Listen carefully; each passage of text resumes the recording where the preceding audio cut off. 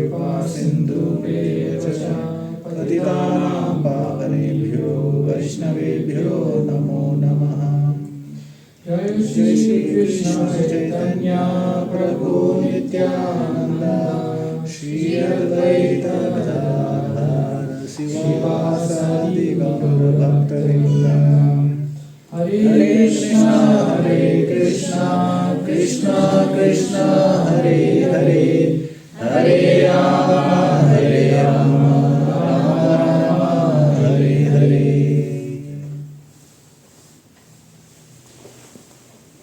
I think maybe all of you can come forward. Too much outside. Yeah, I think there's a lot of space here.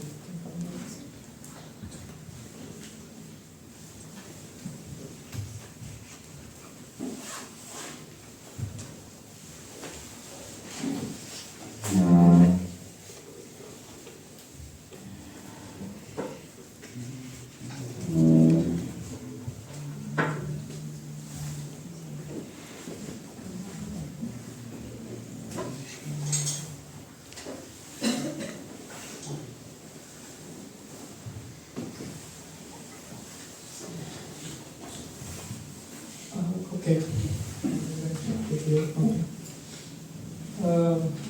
So yeah, today's topic was like seeking shelter, like seeking the best shelter. So I just wanted to know what is your understanding of what is the best shelter that you could seek. I can just tell anything that comes to your mind. But yeah, before we start, I think you all are here for the first time. Like I see some new faces. My father. Okay. But you have come before? Yeah. Okay. Nice. So yeah, the topic is seeking the best shelter. So I just wanted to understand, like, what is your understanding of what do you think that it is the best shelter for you? Krishna's mercy. Krishna's mercy and craft. Others? Krishna Bhakti. Krishna Bhakti. I mean, there is just no right wrong answer, so you can be free and tell, because I'm going to ask you more and more questions, because I like to keep my sessions more interactive than like not like a classroom teacher where I'm just speaking and you listen and we are done. But yeah, I want you to keep thinking throughout. So any last one answer we can take, and then yeah, so like human being can never get satisfied in this material world. So to get some satisfaction, I think there is a shelter of the Krishna which can give us some kind of satisfaction. If we'll start, we are really very not that much capable enough, but we can start having his shelter, and then we can devote and we can find some satisfaction over there. Yeah. That's nicely put, Mataji. Yeah, we're going to discuss little more briefly on that. But so before I start, I just seek all your prayers and blessings so that right words and right thoughts come to me, so that I can tell properly and inspire all of you. But when I think the topic for me to discuss this came about when Anshu Mataji was asking that, for prasadam, she wanted to make something that is like very dear to our Radha Sharan Prabhu, which he had liked. I think most of you would know Radha Sharan Prabhu.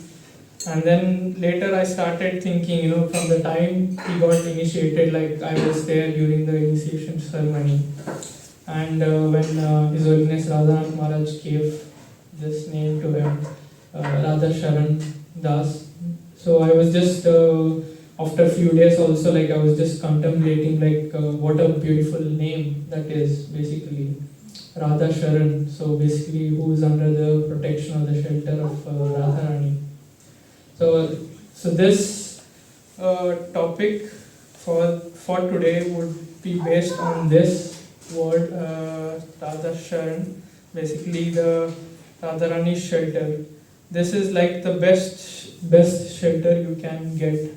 Yeah. So this is like the best shelter you can get. So we will just discuss what exactly this is, and go discuss a bit in brief about this Radharani shelter. So the first question is like, what is this shelter of Radharani? So for that we will read 2 verses from Gita. So that's first one is 9.13. So maybe everyone can recite after me. Mahatmanastu mam partha Mahatmanastu maham partha devim prakritim ashritaha devim prakritim ashritaha bhajanti ananya manaso bhajanti ananya manaso natva bhutadim avyayam jatva bhutani avyayam Mahatmanastu mam partha Mahatmanastu maham partha devim prakritim ashritaha devim prakritim ashritaha bhajanti ananya manaso bhajanti ananya manaso Gnatva bhutadim avyayam. janatva bhutadim avyayam. Anyone would like to try?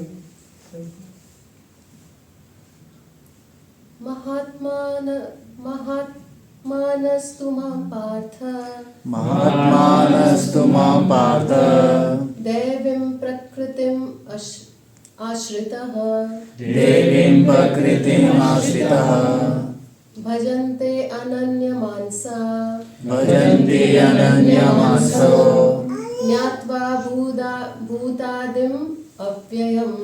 jatva bhutadim avyayam. I will also just recite of the next one, so later we can come back and discuss. So the next one is basically the same consecutive verse, 9.14 from Bhagavad Gita. Satatam kirtayanto mam Satatam kirtayanto mam yatantascha dridhavrataha yatantascha dhruta namasyantascha mam bhaktya namasyantascha mam bhaktya nitya yukta upasate nitya yukta upasate. Satatam kirtayanto mam Satatam kirtayanto mam yatantascha dridhavrataha yatantascha dhruta vrataha namasyantascha mam bhaktya namasyantascha mam bhaktya nitya yukta upasate. nitya yukta upasate. Anyone would like to try this one? Second one. Satatam kirtayanto mam Satatam kirtayanto mam yatantascha dridhavrataha yatantascha dhruta vrataha namasyantascha mam bhaktya namasyantascha mam bhaktya nitya yukta upasate. nitya yukta upasate. Okay, then I will go back to this one. So yeah, here in this, if you know the translation, what Krishna is trying to say here is Mahatmanastu mam partha. So Mahatma is like any great person. Like, of course we know this word very familiar because in India we have Mahatma Gandhi. So anyone who is like a very great personality is called a Mahatma. But here Krishna also defines who is exactly this Mahatma is. So it's like Mahatmanastu mam partha. Partha is Arjuna here. And what do they do basically, Mahatmanas? Daivim prakritim ashitaha. So basically they take shelter, ashrita, ashray we say, right? Like to give, to take shelter is. So they take shelter of this Daivim Prakritim. So basically it's the divine energy of Krishna. And what do they do? Bhajanti Ananya Manaso. So basically they worship Krishna, like Ananya Manaso, like without any deviation of the mind. And Gnatva Bhutadim Avyayam. So they know Gnatva is basically knowledge, and Bhutadim is like the entire creation, and Avyayam is basically like Krishna is inexhaustible. So they know that all this creation, the whole universe and everything has come from Krishna, and Krishna is also inexhaustible. But here in this verse, this Krishna has revealed taking shelter of Radharani. Like how basically in the second line that we see, he mentions Daivim Prakritim. Daivim Prakritim is basically the divine energy, and who is basically the divine energy? It's Radharani basically. So we also hear a lot of classes from Srila Prabhupada where he says Krishna is basically the energetic, and the energy itself, the energy potency, the personality is Radharani. So this Daivim Prakritim is basically Radharani, and this is what Krishna is telling. What Mahatmas actually do is they take shelter of, first thing they take shelter of Radharani, then second thing what they do is they worship Krishna without any deviation in the mind, like one straightforward goal. And the next thing is they acquire knowledge, that they learn from scriptures that all this creation, Bhuta Adim, like the entire creation, all the jivas, everything has coming from him, originating from him. Adim is basically the source, the origin. And Avyayam is basically Krishna is inexhaustible. So that's what they Mahatmas do. And in the second verse also going on, so what they do exactly is Satatam Kirtayanto Mam. So they always chant Krishna's names. Like Satatam is basically eternal, like everlasting, like Satatam, all the time. And Kirtayanto Mam. So Kirtayanto is basically chanting and glorifying.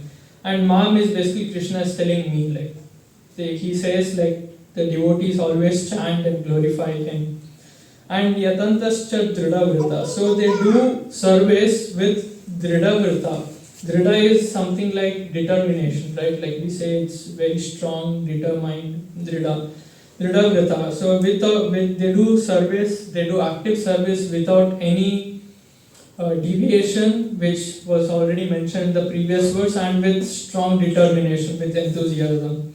And Namasyantascha Mam Bhaktya. So Namasyantascha is like offering obeisances, doing worship, and it's like Cha Mam Bhaktya. Bhaktya is very important here. So whatever they do it out of bhakti, as in like with devotion. So they offer obeisances with bhakti. And Nitya Yukta Upasate. So what is this Nitya Yukta Upasate? So it's Nitya, it's like every day or almost every moment they offer worship regularly. It's not like one day they do and the next day they don't do, and after like few days again they worship him. No, it's like Nitya Yukta, like every day they do it. So these are like the two verses where Krishna is telling how the great souls take shelter of Radharani and what are their activities, what they do basically. And we may think that we are not that great soul, so it doesn't apply, but any insignificant soul, like any of us, we are all like very insignificant as compared to very highly elevated devotees or people. So we are all insignificant souls. Like if each of us just practice these things, that what Krishna is telling in these two verses. What was the first thing that Mahatmas do? Take shelter. Yeah, so they take shelter of Radharani, Daivim Prakritim. What is the second thing they do? Chant name. Yeah. So they worship Krishna with. Sorry. Yeah, Ananya Manas. So without deviation of the mind. So what is the third thing they do? Austerity. Yeah. So they acquire knowledge. They know that they read scriptures. They know that He is the source of everything and He is inexhaustible. And then this verse, it goes on to this verse that they always chant and they do service actively with determination, with full heart, and they offer obeisances, do worship with lot of devotion, with bhakti, and they do it regularly. It's not once and twice, and they just stop it. So basically, when we do this devotional service, taking shelter of Radharani, then the goddess of devotion, then basically any insignificant soul can become like a Mahatma, like can become great. So that is the qualification of it. And whatever drops of devotion that we have, even small or big or whatever, it is all coming from Radharani. So like she is like the ocean of devotion, like she is the personality of or the epitome of bhakti, like she is the greatest devotee of Krishna. So whatever devotion that we have in our hearts, be it little more or a lot, whatever it is, the all the source of it is coming from basically Radharani. So what is basically this bhakti? Like we talk about all these things that is coming from Radharani, that it's not just an emotion, like it's not just fanatism, or it's not just like an emotion that drives people. Like bhakti is not just emotion. Bhakti is what does bhakti is usually translated by Prabhupada. What is the so that's what like Prabhupada always mentions, that bhakti is not just devotion but it's devotional service. So basically is adding the element of action, that is service, doing active service. Yeah, because if we love someone, so it's not just emotion that we say that we love this person. We do some active service for them, like we have our children or our spouses or our family or anything. We just don't say that we love and then not do anything. We cook for them, we take care of them, and like it's basically active service. So without service, if you just say I love my son or my daughter and not do anything, not cook or not feed, it's not exactly love, right? If someone says I love my child, but the child is crying out of hunger, but you just say no, I still love my child, and what do other persons think? You don't love your child. If you love your child, you would have cooked and fed that child basically. So love is not just an emotion, it's basically like a verb, like an action. So unless and until it translates to an action service, that's when like the true love is revealed. So that's why bhakti is that devotional love for Krishna, and that does not just say that I just love God and it's just a feeling inside, but you have to show that feeling actively outside. You have to do active service, you have to chant, you have to preach, cook prasadam for the Lord, offer it to Him in love. So it should be an action. That's how you tie it up. So it's like emotion plus action is equal to devotional service, which is always you find in anywhere in Prabhupada's text. You read Bhagavad Gita or Srimad Bhagavatam, every time the word bhakti comes, he translates as not just devotion, but he mentions as devotional service. So it's like doing the action. So we'll just read one short text or purport from Srila Prabhupada, which is from basically the Nectar of Instruction, the second one, with the second verse, which basically he is quoting these two verses. Maybe someone can just read it out loud.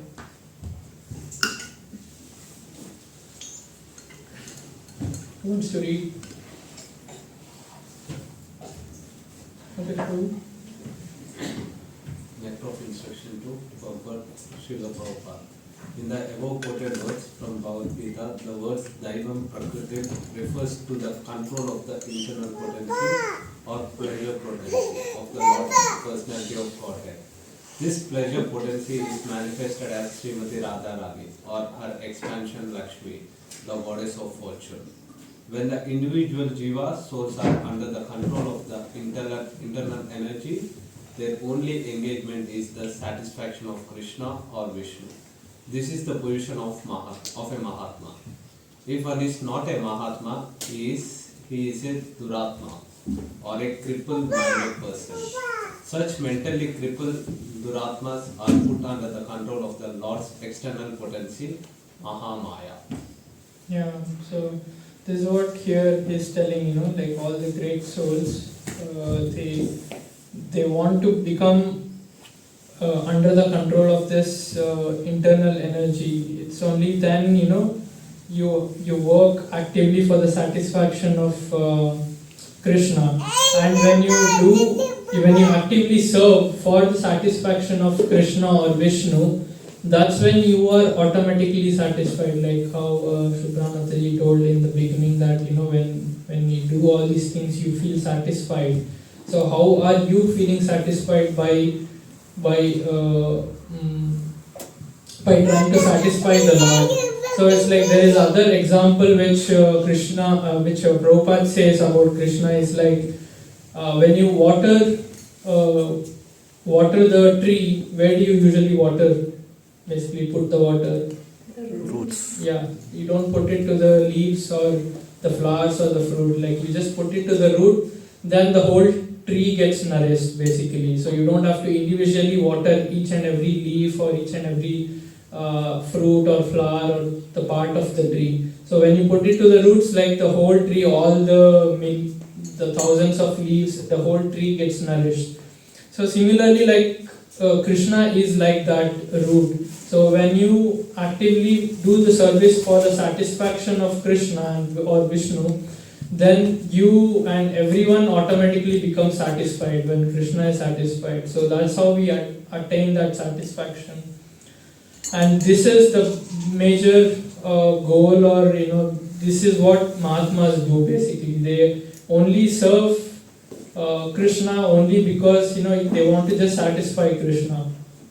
And they do this by taking the shelter of Radharani, because all the services, everything is taken care by Radharani. So that's why they have to take shelter of Radharani. So we just saw what is to take shelter of Radharani, but so we'll just now go into a little more depth as to how to take shelter of Radharani. So for this, I just picked out one verse from Radha Kripa Kalataksha Stotram. So I will just read, maybe you can just repeat after me. Anantikoti Vishnuloka Namra Padmajajite Anantakoti Vishnuloka Namra Padmajajite Himadraja Pulomaja Virinchaja Varaprade Himadija Pulomaja Virinchaja Varaprade Apara Siddhi Riddhi Diksa Sakpadangulinake Apara Siddhi Riddhi Jikta Sakpadangulinake Kadarkarikshasi Hamam Kripa Katakshabhajanam Kadarkarikshasi Hamam Kripa Katakshabhajanam. Anyone would like to write first? It's okay even if you are not so perfect. It's just the intention that Krishna sees, not the perfection. Just give it a try, anyone.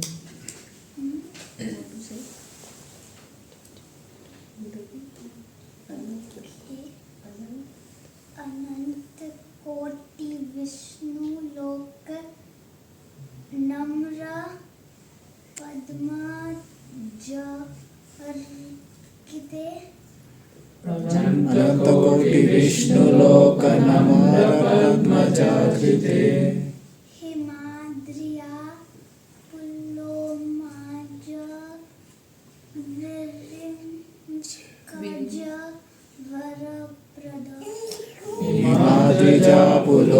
maja virajya varapade. Apara siddhi riddhi diktha sadpadanguli nakhe. Apara siddhi riddhi kṛṣhṇa padanguli nakhe.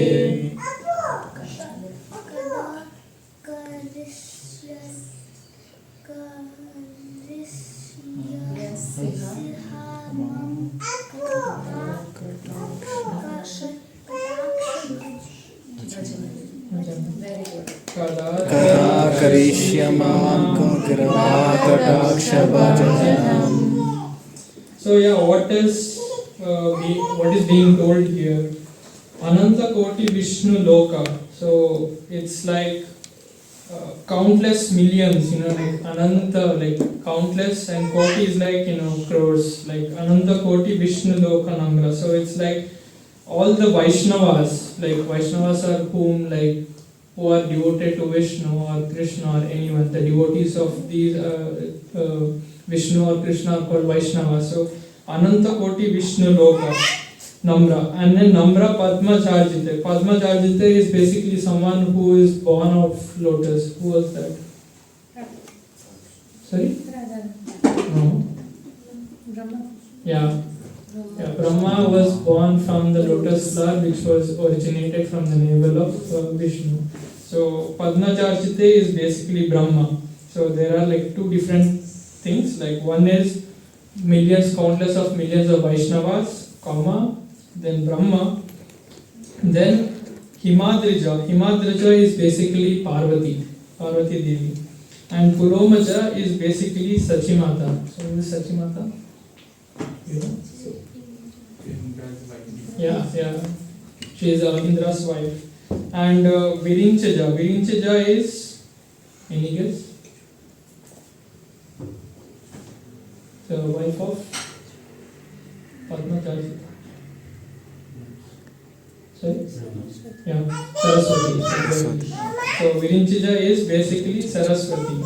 And Varaprade is basically asking for benediction. So basically like surrenderance, like bowing down basically.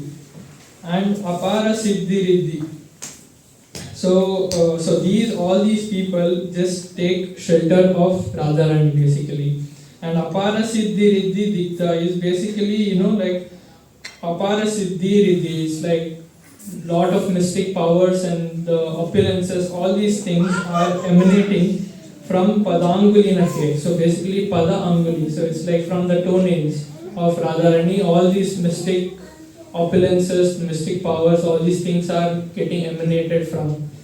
And the last line is basically Kada Kariksha Sihama Kripa Kataksha Bhajanam. Kripa Kataksha is basically merciful glance. So it's like praying all these Vaishnavas, the countless millions of Vaishnavas, Brahma, then Parvati, Sachimata, Saraswati, all of them bow down to you, and from that lotus feet, from the toenails of that lotus feet, all these mystic powers and opulences are emanating that are present in this world. And oh Radharani, when will you cast your sidelong merciful glance upon me? So it's like asking, like praying. And any guesses like who composed this?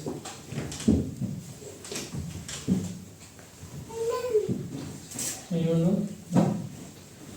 So this verse is actually composed by Lord Shiva. So Shiva himself is praying, like when that merciful glance of Radharani, falls on him, so that he gets that bhakti bhav in him.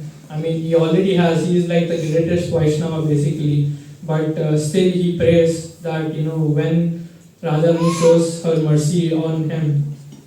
So basically, this verse. Are you understanding the link, like how this is going? This verse is basically pointing to the first Bhagavad Gita verse that we discussed. What do all these Mahatmas do? Take shelter. Yeah, so what is being happening here? They are taking shelter. All these great souls, all the Vaishnavas, the Brahma and Parvati, Saraswati, all these they are all Mahatmas, they are all very, very high personalities, they are all Devatas. So they are taking shelter of Daivim Prakritim, that is Radharani here. So this is linking to the first verse 9.13 that we discussed. But how will we take the shelter? I mean, we just saw the first one. The second one is basically Satatam Kirtayantomam. So this is basically the translation of it. If anyone would like to just read quickly, then we can just read and then move to the next one. O goddess worshipped by Brahma, O goddess to whom countless millions of Vaishnavas bow down, O goddess who give blessings to Parvati, Shachi and Saraswati, O goddess whose tunnels are anointed with limitless opulences and mystic perfections. When will you cast your merciful sidelong glance upon me? Yeah, so that's the word-to-word translation of it. So the next one is basically we focus on the next verse. This is from Stavali. Then we can again repeat this. Radheti nama navasundara siddhu muktam. Radheti nama navasundara siddhu muktam. Krishneti nama madhuradbhuta ghada duktam. Krishneti nama madhuradbhuta ghada duktam. Sarvakshanam surabhiraga himena ramyam. Sarvakshanam surabhiraga himena ramyam. Kritva tadeva pibame rasane kṣhudharte. Kritva tadeva pibame rasane kṣhudharte. Radheti nama navasundara siddhu muktam. Radheti nama navasundara siddhu muktam. Krishneti nama madhuradbhuta ghada duktam. Krishneti nama madhuradbhuta ghada duktam. Sarvakshanam surabhiraga himena ramyam. Sarvakshanam surabhiraga himena ramyam. Kritva tadeva pibame rasane kṣhudharte. Kritva tadeva pibame rasane kṣhudharte. Anyone would like to try?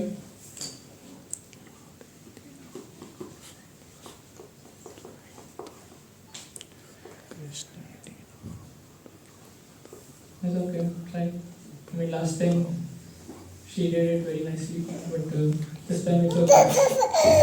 You want to try, Radhe? Anyone?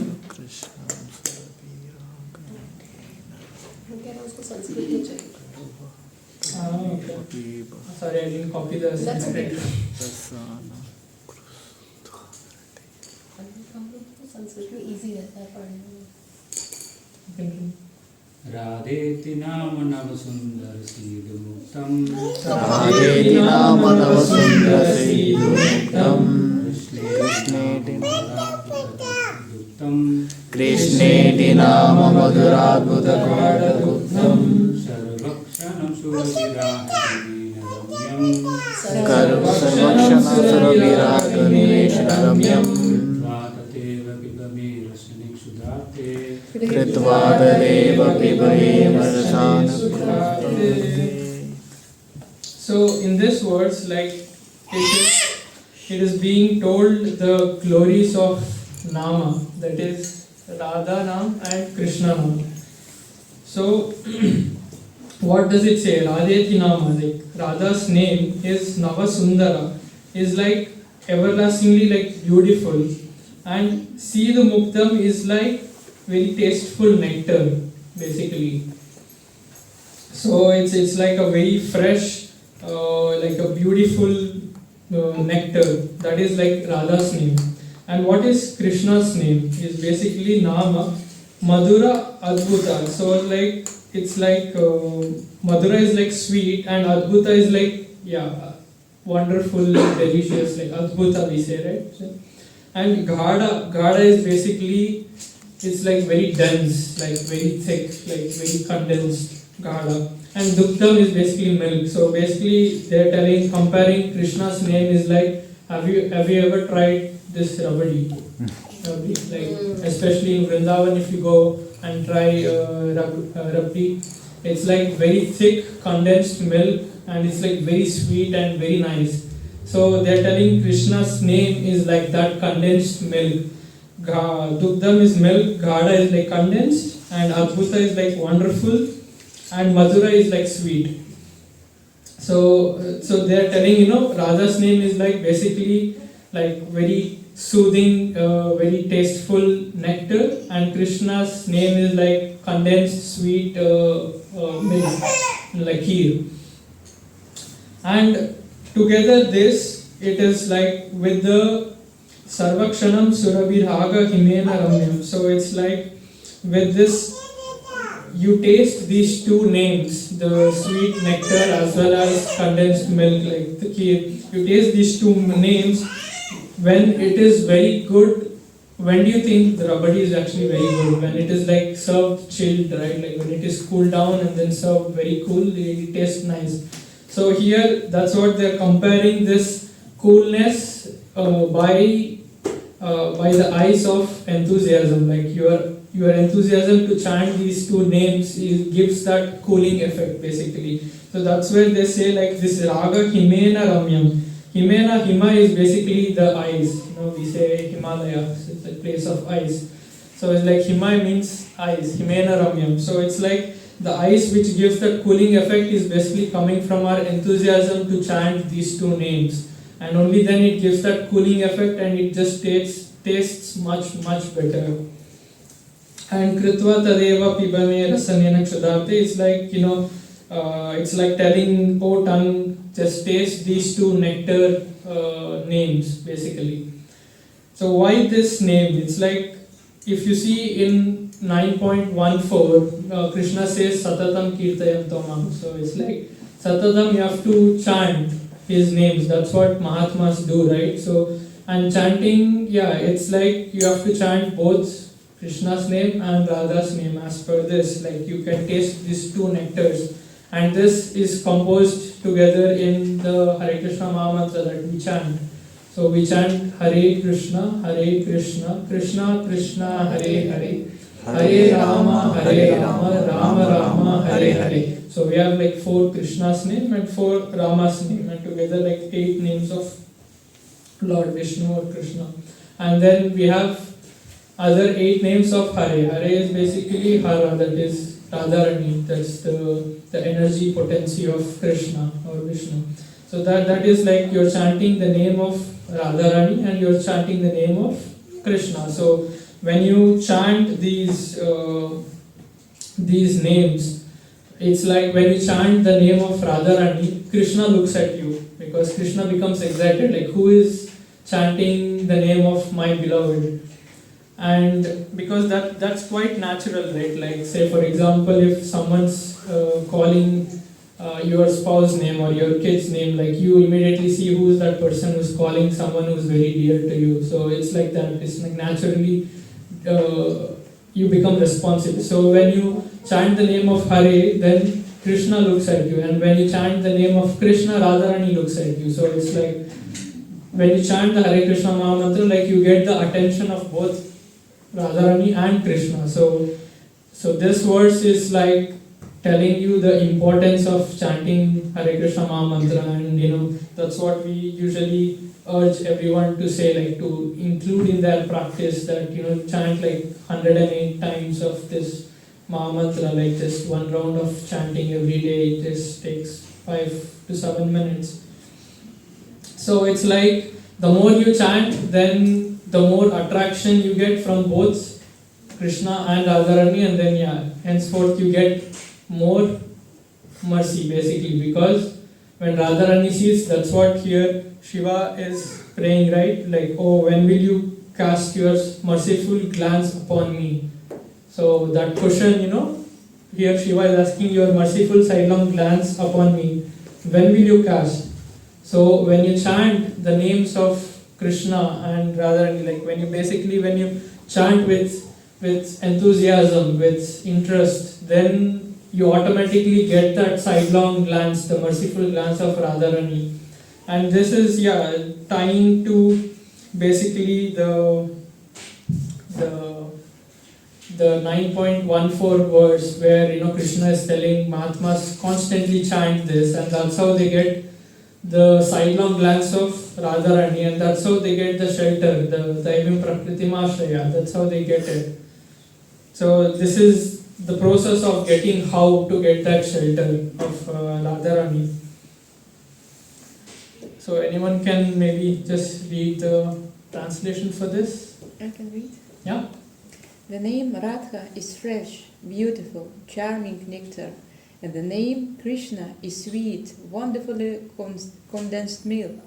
O my hunger-stricken tongue, enrich these with the fragrant camphor of raga, love, and drink them at every moment. Yeah, so it's asking for both love and the enthusiasm to drink this nectar as well as the condensed milk together. So this is basically the answer to how you can get the shelter of Radharani. So first we discussed what, as in like what do Mahatmas do, what they do like to get the shelter and all these things. Then basically we discussed how they get this shelter. So what is this natural next question comes? Result. Yeah, but there is more underlying question which basically should come if you are Why? exactly. Right. I discussed what and I discussed how, but why do we have to get this shelter basically? So is basically what we will discuss, but again for this I need another volunteer, that I have like another extract from Prabhupada's lecture where he kind of answers to the question as to why to take the shelter. So maybe anyone can read this. I mean, yeah, it's quite a lot, but if not, maybe I can only read if it's too small. Yes, I can read maybe. Yeah. The help, maybe someone, the other help, yes. But why take shelter? Srila Prabhupada lecture on Bhagavad Gita for 11, Vrindavana, August 3, 1974. So our business is that we have to take shelter. Instead of taking shelter of the external energy, that is also Krishna. There is no doubt Krishna's energy, no difference. But that is not very beneficial to us. We have to take the shelter of the internal energy. Mahatmanas tumam partha devim prakritim ashrita. Bhagavad Gita 9:13. Devim prakritim means internal energy. And Srimati Radharani is the symbol of internal energy. Therefore, we take shelter of Srimati Radharani in Vrindavana, and that is our perfection of life. Then it will be easier to associate with Krishna very easily. That should be our motto. Ye yatha mam prapadyante tam stathaiva bhajami aham. Bhagavad Gita 4:11. It said, people who are attached to the bodily conception of life are so absorbed in materialism that it's almost impossible for them to understand that there is a transcendental body which is imperishable, full of knowledge and entirely blissful. So we have no surrender to the bodily concept of life. We have to understand, therefore, what is our spiritual life. The Bhagavad Gita teach in the beginning that you have surrendered to the bodily but it is wrong. You will never be happy. You try to understand your spiritual identification, and surrender to the spiritual energy that is required. Sarva karma parichaya mam ekam saranam braja. Bhagavad Gita 18:66. Otherwise, you cannot avoid Krishna. Just like you cannot avoid government control, that is not possible.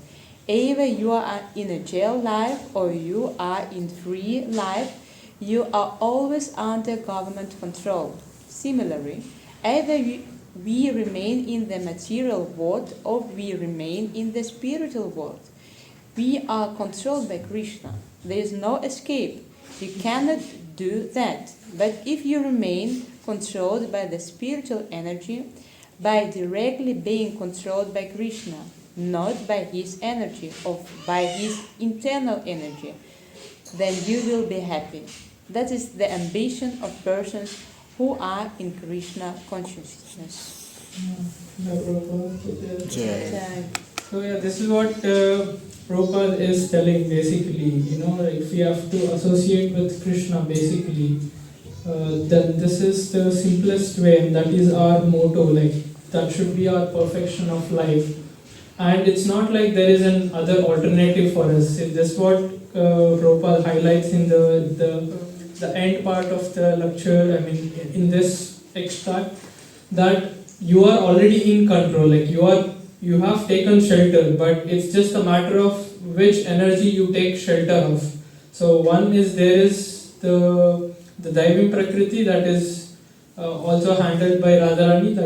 That's like the spiritual Yogamaya, and then there is Mahamaya that is the energy that is being controlled of this material world. So if you are either here or you are either there, so you can't be independent of these energies. So it's like you just take the best shelter possible.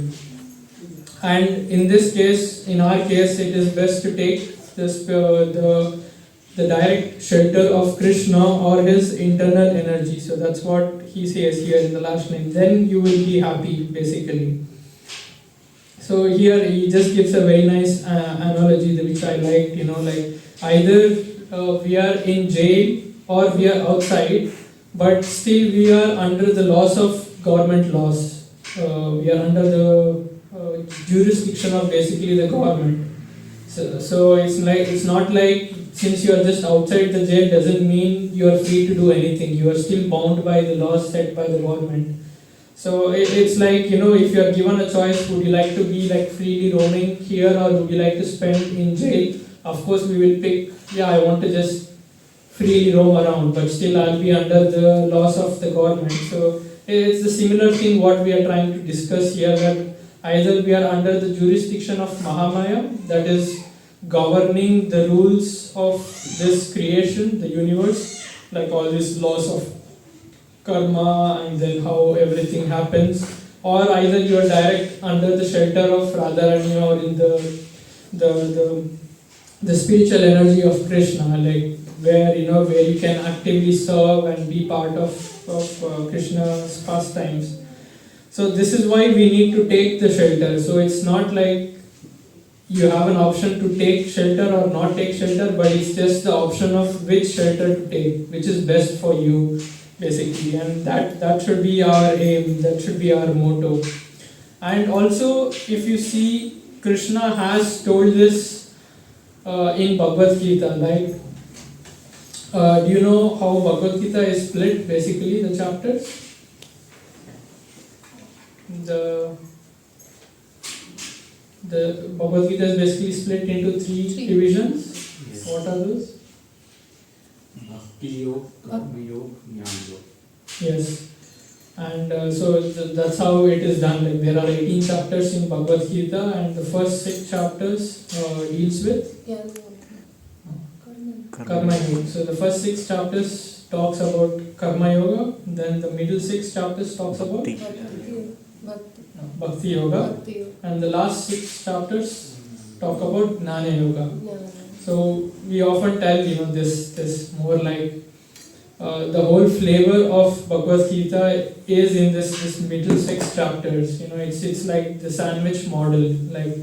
there are different types of sandwiches, but what determines the name of the sandwich?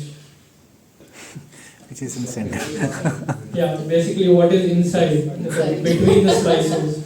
If there is paneer, then it becomes paneer sandwich. If it is vegetables, it becomes a veggie sandwich. Anything, if there is only cheese, it becomes a cheese sandwich. So the essence of the sandwich lies in between what is there between the slices, which is the crux, the middle of it. So similarly, if you see, the essence of Bhagavad Gita is basically the Bhakti Yoga, which is getting like sandwiched, like that is like the essence, the nutritious part of Bhagavad Gita. And which is the best yoga out of these three? Karma Yoga, Bhakti Yoga. Yeah, why? The easiest Karma way. without bhakti, nothing. Yeah. Because surrender is there, which we need in all the kinds of yoga. Without surrender, nothing Yeah. is possible. Any other thoughts? Everything leads to the Bhakti Yoga finally, so I can't be. Yeah, it's kind of like that. Everything kind of leads, or Krishna talks about different levels. Like even last week at university, we were just discussing on Karma Yoga on chapter 3, and then we saw like different levels of karma, and then initially starts with just normal karma, then karma kanda, and then it finally reaches to the stage of nishkama karma yoga. So everything eventually leads towards bhakti. And Bhakti Yoga is basically the best, is because it has the essence of both or all three yogas basically. Because when Bhakti is basically love, what we discussed, and when you love someone, then of course you do actions for them, as we discussed earlier, like you do service. And also when you love someone, you start to try to understand them, like you start to acquire more knowledge on them, like what do they like, what do they dislike, what do they like to wear, what do they like to do things, or if I do like this, then my child or spouse don't like it, so I won't do it. So basically you're acquiring knowledge about them, how do they behave, how do they act, and all these things, so acquiring knowledge. So basically when you do Bhakti Yoga, it's like it is inbuilt that you do Karma Yoga as well as Gnana Yoga. So Gnana Yoga is acquiring knowledge, and Karma Yoga is doing actions. So like when you love someone, you get knowledge of them, try to understand how they behave and all these things, and you also do service for them. So that's why like Bhakti is the best. And like anyone knows how many verses of Gita is there? 700? Yeah, 700 verses are there. So this two verses that we discussed, 9.13 and 9.14, are basically the middlemost verses of this 700 verse. Like if you do the 700 by 2, it's like 350, right? So this is like 350 and 351 verse of Bhagavad Gita. So it's like right there in middle. And it sits in the chapter 9, which is titled, anyone knows? What is the chapter name of 9? The most confidential one. Yes, exactly. So the 9th one is basically called the most confidential knowledge, Raja Guhyam. So it's like Krishna has hit this very important instruction of taking shelter of Radharani in the middlemost part of Gita. So there are 700 and this is right at the center, not like left or not like right.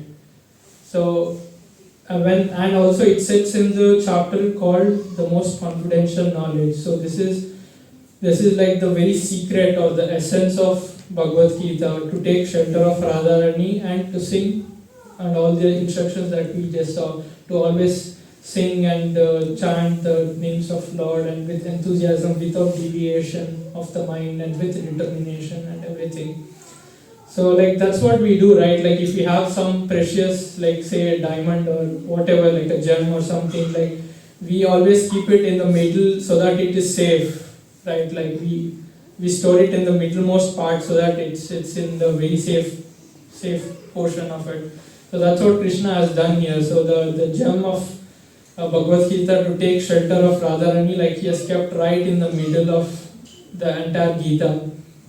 So that's the whole understanding as to like why is it so important to take shelter. Like Krishna, of course, in Gita, like he has told lot of different instructions, but why this specific one is so important it's right there where Prabhupada also talks about this in this lecture, as well as we can see like Krishna has placed this as the middlemost part of Gita, like where he wants to ensure it is properly sealed and it's kept secret to become like a Mahatma. So anyone can become Mahatma by taking shelter of Radharani. So the last part of my discussion here is I just wanted to end with some sweet pastime. Like there are two pastimes. One is basically maybe everyone knows this. So like once Radha and Krishna went to a vana. So of course there are a lot of forests in and around Vrindavan. So they just went to this one vana where there was a tree basically. And in this spiritual world, the trees are also of higher consciousness. It's not like the trees that we see here. Here in this world, humans have the most evolved consciousness among all living beings. Animals are of lower consciousness and trees are of the lowest consciousness. But it's not like the same thing in the spiritual world. In the spiritual world, trees also reciprocate. The trees also can maybe talk and do all these things. So Radharani went to this one tree and then she asked for fruit, just give me a fruit. But behind, Krishna was there, and then Krishna was telling, don't give this to Radharani. So if you were the tree, what would you do? Radharani is asking you for a fruit, but behind Radharani, Radharani doesn't know that Krishna is doing this mischief, but Krishna is telling, don't give. So what will you do if you are the tree? Definitely give. We won't listen to Krishna. We will definitely give, because we know that Radharani is beloved of Krishna. Yeah. So we'll definitely give. Yeah, indeed. So the tree gave the fruit to Radharani, because then after giving that, then Krishna became more pleased with the tree, because Krishna always loves when people follow his devotees, and among his devotees Radharani is the best. So Krishna becomes more pleased when you serve his devotees, and when his devotees are pleased, then Krishna is more pleased than directly serving whatever Krishna wants. So there is this another pastime of Radharani. This is basically the Prem Sarovar. So once there was this honeybee which was troubling Radharani. Honeybee, it just makes the sound. So it was just around Radharani's face and it was just disturbing for Radharani. So Radharani told to Krishna, just get rid of this bee, it's just disturbing me. So then Krishna calls Madhumangal. So Madhumangal comes and then Krishna says, Madhumangal, this bee is disturbing us, can you please take care of it? And then Madhumangal, he tries all his mischiefs and he tries to shoo away the bee, and then it just goes off.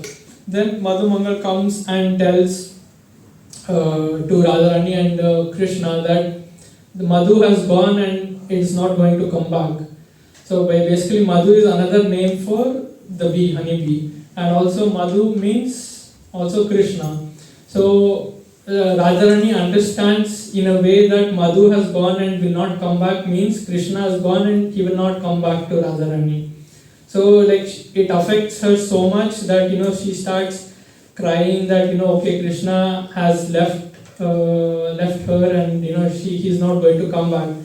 And seeing this, Krishna also becomes sad, and then he also starts crying, and he tries to convince Radharani that I've not gone anywhere, like I'm here. Madhumangal meant the honeybee, not this Madhu, basically. And this Prem Sarovar is basically the lake that was formed from this pastime where Radharani and Krishna cried together, and their tears accumulated and formed this beautiful Sarovar called Prem Sarovar. So these were like some two sweet pastimes which shows that Radharani is like the best devotee or the best person to serve Krishna, and she is called like Krishna Mai, which means like she is filled with Krishna. So her thoughts, her mind, her actions, her feelings, her words, whatever she wants to hear, whatever her senses wants to engage, like seeing, smelling, hearing, touch, all these things, she wants to just engage in Krishna and Krishna service all the time. So that's why she's called like Krishna Mai. That is like she's full of Krishna, and these two pastimes are like the proof that she is Krishna Mai. Like she couldn't even tolerate the fact that Madhumangal said Madhumangal was referring to the honeybee and not Krishna. Like the Madhu has gone and Madhu is not going to come back. So it's like that, so she is filled with Krishna. So any devotional service that we do, even for our own devotion, when we take shelter of Radharani, then like we access that ocean of devotion in our heart. Like we get access to that, and like even like a small drop of that devotion from that ocean of devotion can just nourish us for the whole lifetime or maybe multiple lifetimes. So my request is, any time you do any devotional service, just pray to Radharani that you are assisting her to serve Krishna, be it cooking or be it anything like cleaning or decorating your personal deities or anything. Then you just, before you start your service, just have a small prayer to Radharani that you are trying to assist her in serving Krishna, and just pray that, please forgive me for any mistakes and guide you through how to serve Krishna, and definitely your service becomes like an A+ result in your test when you get like thing. So this is what I just wanted to share for today about taking shelter of Radharani. Thank you, Hare Krishna. Hare Krishna. But any. Where is that kund located in India? It's in Vrindavan. And Prem name Sarovar. is- Prem Sarovar. Prem Sarovar. So there in Vrindavan there are a lot of these sarovars, like lot of lakes and kunds, and each of them have their own pastimes. This is Prem Sarovar, there is Kusum Sarovar, then there is Radha Kund, Sham Kund, Makul Kund, there is lot of Uddhav Kund. So there are a lot of bodies, and each of them have their own pastime as to how it came into being manifested in this world.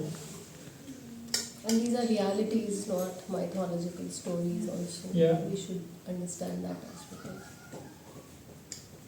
Yeah, so these were the points that I just wanted to share, and it just originated from the thought that, just came from that name Radha Sharan, as to how beautiful it is to take the shelter of Radharani, and how it will satisfy us, as what like Prabhupada says, that should be basically our motto or our goal, to take shelter of Radharani, and then automatically Krishna comes. Like when Radharani is there with you, then wherever Radharani is there, then Krishna follows. So you don't have to work separately to get Krishna's attention. So when you're in that service, when you join the club of Radharani, then automatically you have the mercy of Krishna.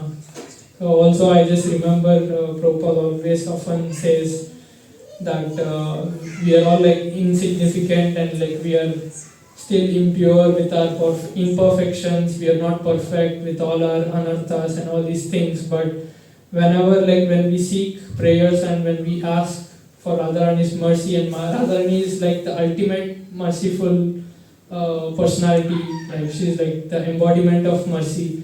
So like she is very like a loving mother. She accepts, like we as, I mean, I'm not a parent, but that's how I've seen and observed.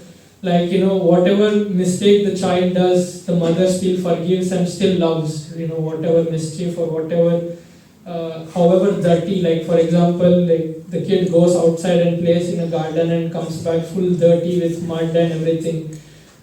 Still the mother takes and loves and hugs, right? Like, she gives that love. She doesn't say, don't come near me, first go wash, or like don't touch me or anything. Like, still, she lovingly hugs. So just like that, Radharani is the eternal mother, and she accepts us with our imperfections. So Prabhupada says that he prays to Radharani that please accept me. So when Radharani recommends to Krishna that please accept this devotee, however fallen or however imperfect that devotee is, Krishna has to accept, because Radharani has told. And for this, Radharani does not hesitate even a moment. When someone calls out to her, it's like calling out to your loving mother, where she will respond. She will never deny the request. So that should be our importance of chanting Maha Mantra as well. When we discuss this verse, the importance of chanting the Maha Mantra. So when we chant, just have this prayer to Radharani and Krishna that please accept me, take me as I am. So you don't have to be perfect to be accepted or to reach there. With your own imperfections, you just offer yourself to them, and they will take care of cleaning of those anarthas, and they will guide you through. They will connect you through a guru, and they will give you all the messages through the scriptures. They will reveal themselves to you, how to navigate from wherever you are to reach them, basically. So yeah, that was my purpose or my intention to discuss in this session. So any